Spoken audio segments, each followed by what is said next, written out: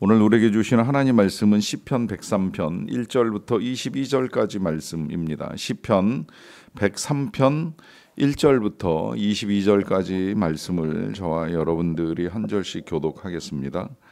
내 영혼아 여호와를 송축하라. 내 속에 있는 것들아 다 그의 거룩한 이름을 송축하라. 내 영혼아 여호와를 송축하며 그의 모든 은택을 잊지 말지어다. 그가 내 모든 죄악을 사하시며 내 모든 병을 고치시며 내 생명을 파멸에서 소멸하시고 인자와 긍휼로 관을 씌우시며 좋은 것으로 내 소원을 만족하게 하사 내 청춘을 독수리같이 새롭게 하시는도다. 여호와께서 긍휼로운 일을 행하시며 마땅한 모든 자를 위하여 심판하시는도다. 그의 행위를 모세에게 그의 행사를 이스라엘 자손에게 알리셨도다. 여호와는 긍휼이 많으시고 은혜로우시며 노하기를 더디하시고 인자하심이 풍부하시도다. 자주 경책하지 아니하시며 노를 영원히 품지 아니하시리로다. 우리의 죄를 따라 우리를 처벌하지는 아니하시며 우리의 죄악을 따라 우리에게 그대로 갚지는 아니하셨으니 이는 하늘이 땅에서 높음같이 그를 경외하는 자에게 그의 인자하심이 크심이로다. 등이 서에서 먼 것 같이 우리의 죄가를 우리에게서 멀리 옮기셨으니 아버지가 자식을 긍휼히 여김같이 여호와께서는 자기를 경외하는 자를 긍휼히 여기시나니 이는 그가 우리의 체질을 아시며 우리가 단지 먼지뿐임을 기억하심이라. 인생은 그 날이 풀과 같으며 그 영화가 들의 꽃과 같도다. 그것은 바람이 지나가면 없어지나니 그 있던 자리도 다시 알지 못하거니와.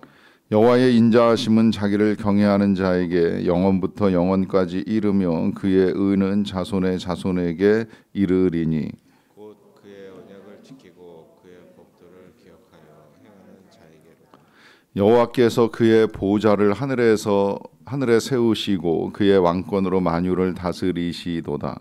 능력이 있어 여호와의 말씀을 행하며 그의 말씀의 소리를 듣는 여호와의 전사들이여 여호와를 송축하라.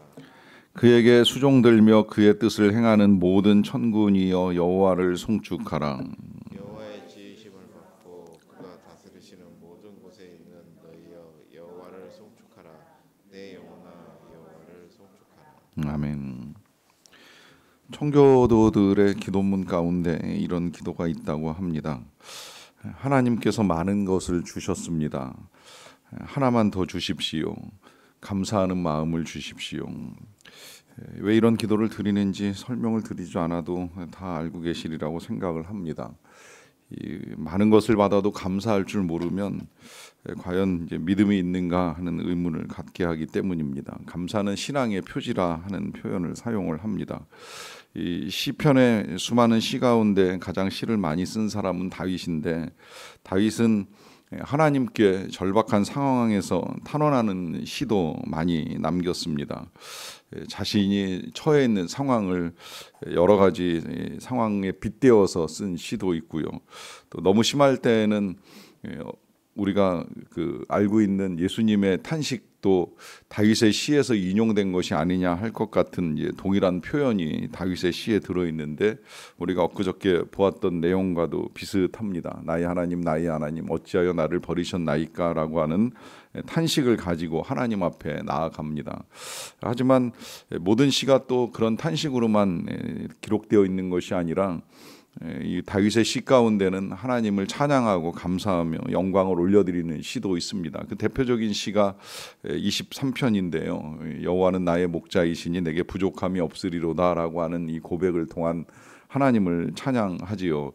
그와 같은 찬양이 이제 오늘 본문에도 들어있는데 오늘 이 시편 103편은 다윗의 시로 소개가 되면서 내 영혼아 여호와를 송축하라라고 하는 명령으로 시작이 됩니다. 자신을 향한 명령이고 또 자신의 속에 있는 것들을 향한 명령이긴 하지만 이 명령은 자신을 향한 것만으로 끝나는 것이 아니라 마지막 부분에 가서 보게 되면 그에게 수종드는 천군과 천사들에게도 하나님을 송축하라 하고 또 여호와의 지으심을 받고 그가 다스리시는 모든 곳에 있는 너희여 여호와를 송축하라라고 하는 명령을 통하여서 이 하나님을 향한 송축과 찬양이 자신만의 것이 아니라 모든 사람, 모든 존재들의 것이 되기를 간절하게 바라는 마음을 가지고 시를 우리에게 남겨 주었습니다. 그 가운데 이제 오늘 우리가 보게 되는 이 송축이라고 하는 단어는 이제 찬양이라고 하는 단어와 유사하게 쓰이는 단어이긴 합니다만은 조금 다른 의미가 있는 것이, 찬양은 그야말로 그의 영광스러움을 높이는 노래라고 한다면, 송축은 그가 행하신 일들을 인정하고 이제 감사하는 고백이라고 보시면 좋겠습니다. 뭐 특별히 크게 차이가 나는 건 아니지만, 그래서 저는 이제 금년 11월 설교를, 작년에는 여호와를 찬양하라라고 하는 제목으로 이제 한 달 동안 설교를 했고, 금년에는 여호와를 송축하라라고 하는 제목으로 이제 설교를 준비하고 있는데, 뭐 크게 차이가 나지 않지만 하나님께서 행하신 일을 헤아리면서 감사하고 영광을 올려드린다, 이제 이렇게 이해를 하시면 될 것 같습니다. 자, 이 송축을 하라라고 하는 명령과 함께 왜 송축을 해야 되는가라고 하는 이제 이유가 열거되어 있는데요. 그 열거되어 있는 이유를 보시기 전에 한 번쯤 먼저 생각을 해보는 겁니다. 무엇을 감사할까? 무엇으로 영광을 올려드릴까? 어떤 노래를 불러야 되는 이유는 무엇인가라고 하는 생각을 해봅니다. 여러분들 같으면, 우리 같으면 어떤 이유로 하나님을 송축하고 찬양을 하겠습니까? 어떤 걸 하나님이 우리를 위해 행하신다면 그것이 감사할 이유가 되겠습니까? 그리고 다윗의 입장에서 생각을 해보면, 그가 뭐 사울에게서 노임을 받았다, 아니면 정말 왕이 되었다, 왕이 된 이후에 수도를 헤브론에서 예루살렘으로 천도했다, 또 왕이 되고 왕권을 가지고 전쟁에 승리를 하고 많은 탈취물을 얻었다, 이런 것들이 그에게 송축할 이유가 될까요? 그런 질문을 가지고 이제 보게 되면 오늘 본문은 전혀 다른 방식의 감사의 이유를 우리에게 제시하는데요. 먼저 3절부터 좀 읽어 나가겠습니다. 그가 내 모든 죄악을 사하시며 내 모든 병을 고치시며 내 생명을 파멸해서 속량하시고 인자와 긍휼로 간을 씌우시며 좋은 것으로 내 소원을 만족하게 하사 내 청춘을 독수리같이 새롭게 하시는도다. 많이 들어보셨을 거라고 생각이 되는데요. 요 시편 103편 3절부터 5절까지가 지난 1, 2월 달에 우리가 주일마다 예배를 드리면서 참회의 기도를 드리고 난 다음에 이제 사제 선언으로 함께 듣게 된 하나님의 말씀입니다. 이 말씀을 특별히 이제 1, 2월 달에 함께 읽고 듣게 된 이유 중에 한 가지는, 하나님께서 우리를 사하신다, 뭐 또 속량하신다라고 하는 내용도 들어있긴 합니다만은, 병을 고치시기도 하시고 또 인자와 긍휼로 간을 씌우시기도 하시고 좋은 것으로 소원을 만족하게 한다라고 하는 이 새에 적합한 표현도 여기 들어있기 때문입니다. 심지어 마지막에 네 청춘을 독수리같이 새롭게 하시는도다라고 하는 내용을 통하여, 하나님은 우리의 죄악을 사하시고 용서하시는 분일 뿐만 아니라 때로 병도 고쳐주시고 소원도 이루어주셔서 우리의 삶을 바꾸시는데, 그 바꾸시는 삶의 내용이 청춘을 독수리같이 새롭게 하신다라고 하는 말씀을 하십니다. 자, 이 독수리같이 새롭게 하신다라고 하는 이 말씀의 의미를 언젠가 들어보셨을 거예요. 독수리는 그 힘이 날개짓에만 있는 것이 아닙니다. 이 독수리의 강력함은 그 입술의 부리와 또 발톱에 있습니다. 문제는 이 입술과 부리도 오래 사용하다 보면 이제 낡고 쇠해서 젊었을 때처럼 이렇게 활력을 갖지 못하고, 그러다 보면 이제 독수리가 사냥도 어려워지고 많은 이제 활동이 제약을 받게 된다는 거예요. 이제 그렇게 되면 독수리가 이제 이걸 바꾸기 위해서 스스로 발톱을 뽑고 부리를 깨트리는 일을 한다는 이야기를 들어보셨을 겁니다. 바위 산에 올라가서 입술로, 그러니까 부리로 자기 손에 있는 발톱, 자기 발이죠, 발에 있는 발톱을 다 빼내고 난 다음에 그 다음에 이제 부리는 깨트리는 거예요. 그러면 그야말로 무력한 상태에서 시간을 보냅니다. 아무것도 할 수 없습니다. 먹이를 잡을 수도 없고, 그러니까 먹을 수도 없는 상태에서 시간을 보내는 거예요. 그런데 그렇게 시간을 몇 개월을 보내고 나면 다시 발톱이 자라고 또 다시 부리가 나오면서 강력한 부리와 발톱을 가지고 새롭게 사냥을 할 수 있는 능력을 갖추게 됩니다. 참 놀라운 능력이지요. 그러니까 독수리 안에는 그렇게 이제 새롭게 되는 능력, 이게 그야말로 이제 청춘이 새롭게 되는 거예요. 나이가 들어가면서 노쇠했던 몸의 기능들을 이제 회복을 하면서 다시 사냥을 하고 먹이를 취할 수 있는 이 능력을 갖기까지 때로는 이제 힘든 시간을 보내지만 그러나 새로운 힘을 가지고 살아갈 수 있는 능력을 갖게 된다라고 하는 이것이 독수리같이 새롭게 하시는 하나님의 능력을 힘입는 것이라는 의미입니다. 더더군다나 때로 독수리는 내려갈 때가 있습니다. 독수리 훈련시킬 때 새끼들을 떨어뜨린다는 이야기도 많이 들어보셨을 거예요. 독수리를 추락시킵니다. 그러면 이 추락하는 독수리가 이제 날개짓을 하면서 날아오르려고 애를 쓰는데 새끼들이 처음에 이제 그걸 잘 못해요. 그러면 그가 땅에 닿기 전에 어미 독수리는 먼저 땅에 내려와서 이 새끼를 이제 안아가지고 다시 올라가는 일을 몇 번을 하다 보면 그렇게 절벽 위에서 추락을 하던 혹은 어미의 날개 위에서 추락을 하던 독수리가 떨어지다가 결국은 이제 자신의 날개로 힘을 얻어가지고 날아오르는 훈련을 하면서 이제 놀랍게도 이제 비상을 하게 되는데요. 지금 이 독수리의 비상을 보면서 이제 이 시인이 감사하는 고백을 하나님께 드리는 거예요. 인생이 추락하는 것 같고 또 이빨 빠지고 불이 빠지고 발톱 빠지면서 무너진 것 같았는데 그런 인생이 다시 새로워지는 것처럼 다시 날아올 수 있는 것처럼 우리의 삶을 얼마든지 새롭게 하시는 분이 하나님이시라는 사실을 믿으면서 송축의 고백을 드리는 것이지요. 그런데 그런 새로운 삶에 대한 변화는 다른 어떤 것에서 일어나는 것이 아니라 하나님 앞에 용서를 구하고 용서의 은혜를 받는 데서부터 시작이 된다는 거예요. 놀랍게도 오늘 이 내용은 반복됩니다. 8절로 건너가서 보시게 되면 여호와는 긍휼이 많으시고 은혜로우시며 노하기를 더디하시고 인자하심이 풍부하시도다. 자주 경책하지 아니하시며 노를 영원히 품지 아니하시리로다라고 하면서 하나님의 긍휼과 은혜, 인자, 이 풍부한 것이 가장 강력하게 나타나는 건 하나님이 경책하시거나 노를 품지 않으신다는 거예요. 이 말은 바꿔 말하면 하나님께서 용서와 또한 사죄의 은혜를 베풀어 주신다라고 하는 의미를 가지고 말씀하는 것입니다.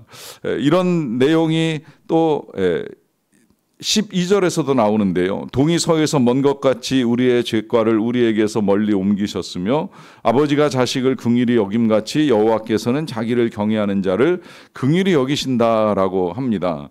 자, 여기서도 다시 한번 하나님은 우리의 죄를 기억하고 그것 때문에 계속해서 우리를 책망하거나 처벌하시는 분이 아니라 오히려 그러한 우리의 죄를 아주 멀리 옮겨버리신다는 거예요. 동과 서가 아주 완전히 멀리 떨어져 있는 것처럼 하나님께서는 그렇게 우리의 죄를 옮기셔서 더 이상은 기억하지 아니하시고 죄로 인한 처벌을 중단하신다라고 하는 것입니다. 그것을 마치 자식을 긍휼히 여기는 아버지의 마음과 같이 하나님께서는 그렇게 하나님을 경외하는 자를 긍휼히 여겨 주신다라고 하는 것을 통하여 하나님의 가장 크신 은혜와 사랑은 이와 같이 우리를 향한 용서와 자비하심으로 나타난다라고 하는 사실을 밝혀주고 있습니다.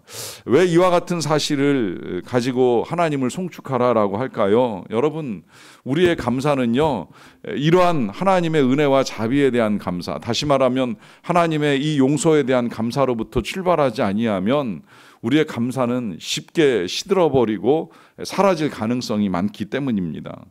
물론 그런 것들이 아니라고 하더라도 얼마든지 하나님이 우리에게 베푸시는 은혜를 가지고 감사할 수는 있어요. 그런데 그와 같은 은혜를 가지고 이 감사를 지속시켜 나간다라고 하는 것은 생각보다 쉽진 않습니다. 왜냐하면 그 은혜가 한때 우리에게 기쁨을 주기는 해요. 예를 들어서 정말 대학을 합격했다, 입사를 했다, 집을 새로 장만했다, 차를 장만했다, 전화기를 바꿨다, 이런 모든 일들이 신선하고 감사한 일들이 될 수 있을지 모르겠지만 여러분, 그러한 사실들을 가지고 1년, 2년, 평생 감사하는 내용은 뭐가 있습니까? 그러한 감사는 길어야 1년 갈지 모르겠지만 대개 하루 이틀, 아니면 한 달, 2달 정도면 다 잊혀져 버리고 식상한 일들이 돼버리고 마는 거예요. 뭐든지 처음에는 신선하고 감동으로 다가오지만 시간이 흘러가면서 늘 동일하게 그와 같은 사실을 가지고 감사의 자리로 나아간다라고 하는 건 절대 쉽지 않기 때문입니다. 하지만 우리는 늘 죄를 짓고 죄된 생각을 가지고 죄악에 빠질 때가 너무나도 많은데, 이런 우리를 정말 하나님께서 책망하시는 일도 흔하지 아니하시고 처벌은 더더욱 하지 않는다는 사실을 깨달으면서 우리를 향한 하나님의 자비와 긍휼이 얼마나 큰가 하는 사실을 다시 한번 생각을 할 수가 있는 것이지요. 더더군다나 하나님이 무심하신 것도 아니고요, 기준이 낮으신 것도 아니에요. 우리의 일거수일투족을 다 알고 계시고 하나님의 기준은 우리의 생각보다 높습니다. 정말 너무 높은 기준을 가지고 있기 때문에 과연 우리가 그 기준에 도달할 수가 있을까라고 하는 생각이 들 정도의 거룩하신 하나님이십니다. 그래서 하나님은 내가 거룩하니 너희도 거룩할지어다라고 하는 당부까지 하셨지만, 우리가 그 거룩함에 미치지 못할 때에도 우리를 향한 하나님의 자비는 멈추지 아니하신다라고 하는 사실입니다. 왜냐하면 그 이유까지도 오늘 본문에 들어있는데요. 14절입니다. 이는 그가 우리의 체질을 아시며 우리가 단지 먼지뿐임을 기억하시기 때문입니다. 자, 여기서 하나님이 우리의 체질을 아신다는 거예요. 이때 이 우리의 체질을 아신다는 이 표현도 참 감사한 것이, 이 체질에는요, 우리의 육신의 연약함부터 우리 마음의 부족함까지로 다 알고 계시는 거예요. 그래서 우리의 마음이 미혹을 받아 시험에 빠지는 것도 알고 계시고, 또 우리의 육신이 연약하여 병에 걸리고 그래서 한번 그 병과 싸우려고 하면 굉장히 큰 고난의 시간을 거쳐야 한다라고 하는 것도 하나님이 다 알고 계신다는 거예요. 그래서 정말 우리가 먼지같이 가벼운 인생인데 그런 인생을 하나님이 귀하게 여겨주셔서 사랑하신다라고 하는 거죠. 이 인생을 먼지에다만 비유하는 것이 아니라 그 날이 풀과 같고 그 영화가 들의 꽃 같아서 잠시 예쁘게 피어난 것 같지만 결국은 시들어버리고 풀처럼 말라버릴 수밖에 없는 그런 연약한 인생인데, 그럼에도 불구하고 하나님이 우리의 이 연약함을 아시고 사랑하고 품어주신다라고 하는 거죠. 그리고 그러한 사랑이